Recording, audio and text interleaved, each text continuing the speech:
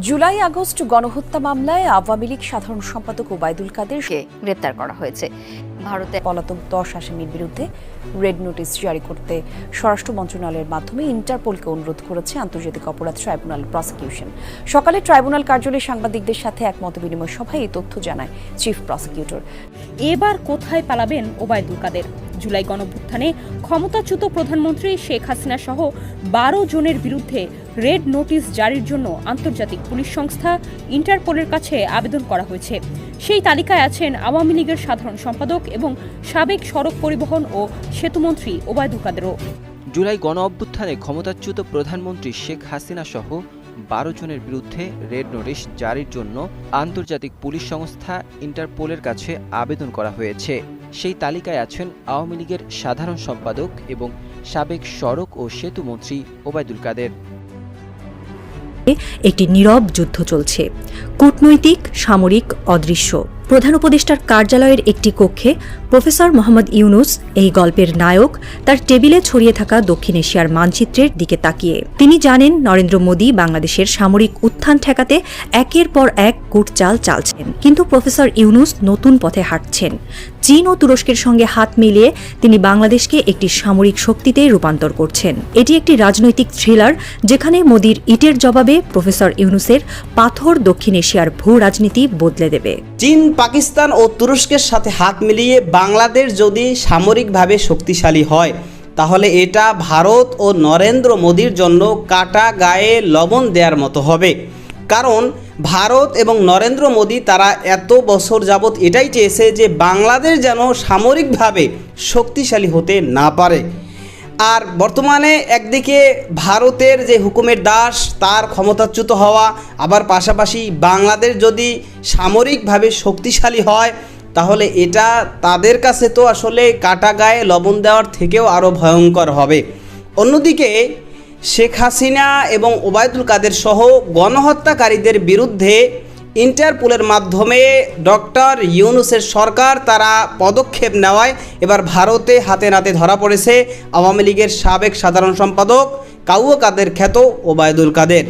দর্শক, এ বিষয়ের কিছু অংশ ভিডিওর শুরুতে শিরোনামে আপনারা দেখেছেন, বিস্তারিত দেখবেন পুরো ভিডিও জুড়ে। বিষয়গুলো দেখার পূর্বে আপনাদের একটা অনুরোধ করব, যারা আমাদের চ্যানেলে নতুন আসছেন চ্যানেলটি সাবস্ক্রাইব করে অল ক্লিক করে বেল আইকনটি চালু করে দিবেন এবং পরিপূর্ণ ভিডিওটি শেষ পর্যন্ত দেখে আপনার মতামত জানাবেন।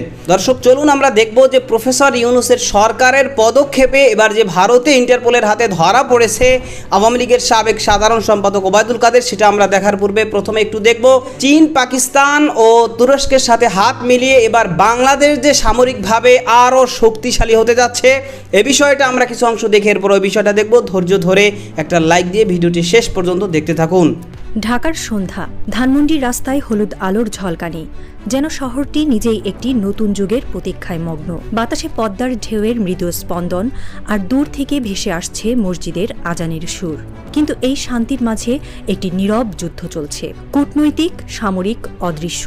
প্রধান উপদেষ্টার কার্যালয়ের একটি কক্ষে প্রফেসর মোহাম্মদ ইউনুস, এই গল্পের নায়ক, তার টেবিলে ছড়িয়ে থাকা দক্ষিণ এশিয়ার মানচিত্রের দিকে তাকিয়ে। তিনি জানেন নরেন্দ্র মোদী বাংলাদেশের সামরিক উত্থান ঠেকাতে একের পর এক কূটচাল চালছেন, কিন্তু প্রফেসর ইউনুস নতুন পথে হাঁটছেন। চীন ও তুরস্কের সঙ্গে হাত মিলিয়ে তিনি বাংলাদেশকে একটি সামরিক শক্তিতে রূপান্তর করছেন। এটি একটি রাজনৈতিক থ্রিলার, যেখানে মোদীর ইটের জবাবে প্রফেসর ইউনুসের পাথর দক্ষিণ এশিয়ার ভূ রাজনীতি বদলে দেবে। 19 এপ্রিল 2025 ভারতের প্রভাবশালী নিউজ আউটলেট রিপাবলিক ওয়ার্ল্ড একটি বিস্ফোরক দাবি করেছে। বাংলাদেশের একটি উচ্চ পর্যায়ের সামরিক প্রতিনিধি দল চীনে সফর করেছে। তাদের লক্ষ্য চীনের অত্যাধুনিক সামরিক প্রযুক্তি অর্জন এবং যৌথভাবে ড্রোন উন্নয়ন। এই খবরে ভারতের কূটনৈতিক মহলে তোলপাড়। মোদীর নেতৃত্বে ভারত বাংলাদেশের এই সামরিক উত্থানকে তাদের কৌশলগত আধিপত্যের জন্য হুমকি মনে করছে। রিপোর্টে বলা হয়, বাংলাদেশ তুরস্কের বাইরাক্তার TB2 ড্রোন ক্রয়ের পাশাপাশি চীনের সহায়তায় AI ভিত্তিক স্বদেশী ড্রোন তৈরির পরিকল্পনা করছে। এই পদক্ষেপ বাংলাদেশকে দক্ষিণ এশিয়ার একটি উল্লেখযোগ্য ড্রোন শক্তিতে পরিণত করবে। মোদির কূটচাল স্পষ্ট। তিনি বাংলাদেশকে ভারতের প্রভাবের কক্ষপথে আটকে রাখতে চান। গত 15 বছর ধরে ভারত কানেক্টিভিটি, জ্বালানি রপ্তানি, অবকাঠামোতে সহযোগিতা দিয়েছে, কিন্তু সামরিক সহযোগিতায় ইচ্ছাকৃতভাবে পিছিয়ে থেকেছে। মোদি ভেবেছিলেন বাংলাদেশকে অর্থনৈতিকভাবে নির্ভরশীল রেখে তাদের সামরিক উচ্চাকাঙ্ক্ষা দমন করা যাবে, কিন্তু প্রফেসর ইউনূস তার এই পরিকল্পনা ভেস্তে দিয়েছেন। প্রফেসর ইউনূস এই গল্পের নায়ক, বাংলাদেশের সামরিক শক্তি জাগ্রত করছেন। চীনের সঙ্গে সামরিক প্রযুক্তি হস্তান্তর এবং ড্রোন উন্নয়নের চুক্তি তার দূরদর্শিতার প্রমাণ। তুরস্কের বাইরাক্তার TB2 ড্রোন, যা আর্মেনিয়া আজারবাইজান যুদ্ধে নজির গড়েছে, ইতিমধ্যে বাংলাদেশের ভারত সীমান্তে সক্রিয়। চীনের সহায়তায় AI ভিত্তিক ড্রোন তৈরির পরিকল্পনা বাংলাদেশকে একটি আঞ্চলিক শক্তিতে রূপান্তর করছে। রিপোর্টে বলা হয়, চীনের নৌ ফ্রিগেট থেকে শুরু করে UAV উন্নয়ন, এসবের মাধ্যমে চীনার সামরিক দর্শন বাংলাদেশের সামরিক কার্যক্রমে প্রভাব বিস্তার করছে। প্রফেসর ইউনূসের এই পদক্ষেপ মোদির জন্য একটি কৌশলগত ধাক্কা। তিনি বুঝেছেন সামরিক শক্তি ছাড়া কৌশলগত স্বাধীনতা অর্জন সম্ভব নয়। চীন ও তুরস্কের সঙ্গে এই জোট বাংলাদেশের প্রতিরক্ষা খাতে নতুন শক্তি সঞ্চার করছে।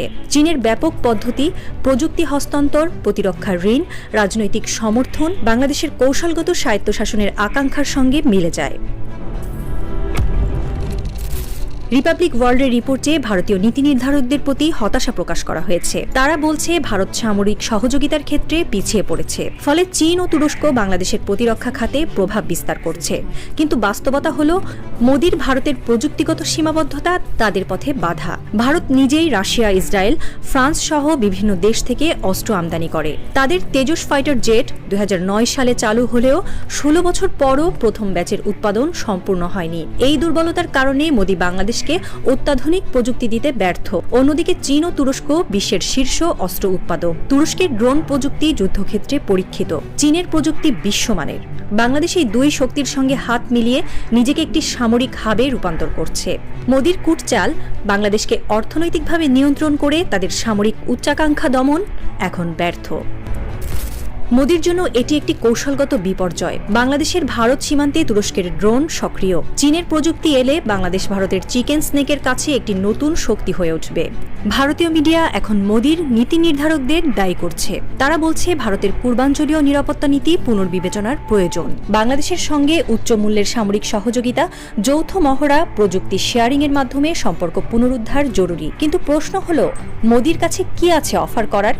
ভারতের প্রযুক্তি সীমিত, উৎপাদন ক্ষমতা ধীর, এমনকি পাকিস্তানের মতো প্রতিবেশীও তাদের থেকে এগিয়ে।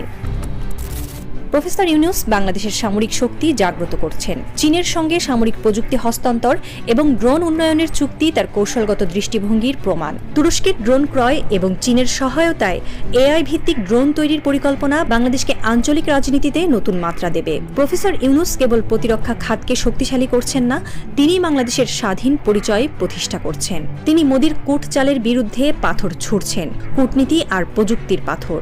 ড্রোন শক্তি হিসেবে উত্থান বাংলাদেশকে দক্ষিণ এশিয়ার একটি মুখ্য খেলোয়াড়ে পরিণত করবে। এটি কেবল সামরিক উন্নয়ন নয়, একটি জাতির স্বাধীনতার ঘোষণা। সন্ধ্যা গভীর হচ্ছে, ধানমন্ডির হলুদ বাতি নিভু নিভু, কিন্তু প্রফেসর ইউনূসের অফিসে আলো জ্বলছে পুরো দমে। তার চোখে ঘুম নেই, কেবল একটাই প্রতিজ্ঞা, বাংলাদেশ আর কারো ছায়ায় হাঁটবে না।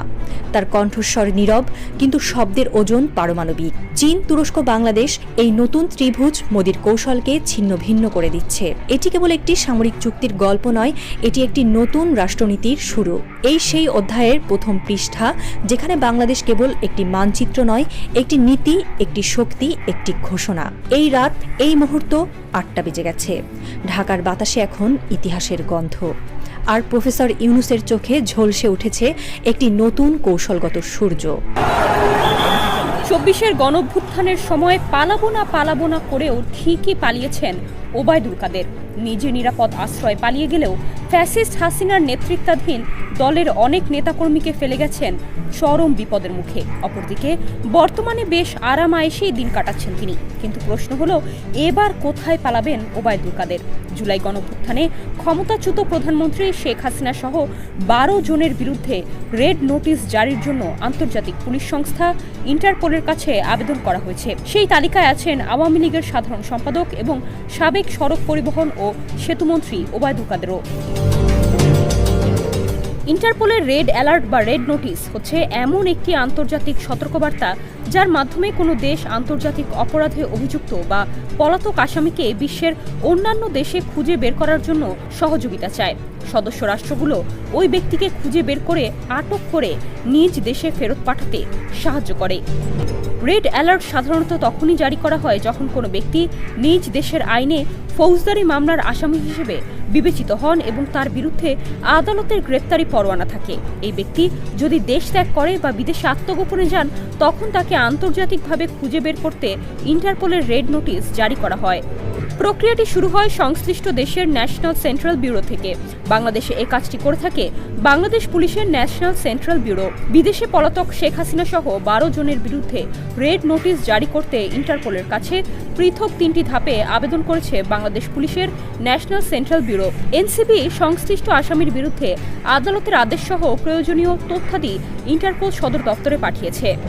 ইন্টারপোলের সদর দপ্তর সেটিকে যাচাই করে দেখে আবেদনটি বৈধ হলে রেড অ্যালার্ট জারি করবে, যা তাদের 195টি সদস্য রাষ্ট্রে নোটিশে পাঠানো হবে। এই নোটিশে আসামির ছবি, পরিচয়, অপরাধের ধরন এবং কোথায় তাকে খুঁজে পাওয়া যেতে পারে সে সম্পর্কিত তথ্য থাকে। সূত্র বলছে, ওবায়দুল কাদের কলকাতার অভিজাত এলাকা রাজারহাট নিউ টাউনের একটি ফ্ল্যাটে স্ত্রীকে নিয়ে বসবাস করছেন। জানা গেছে বর্তমানে তিনি ডিএলএফ নিউ টাউন হাইটস প্লাজায় আছেন।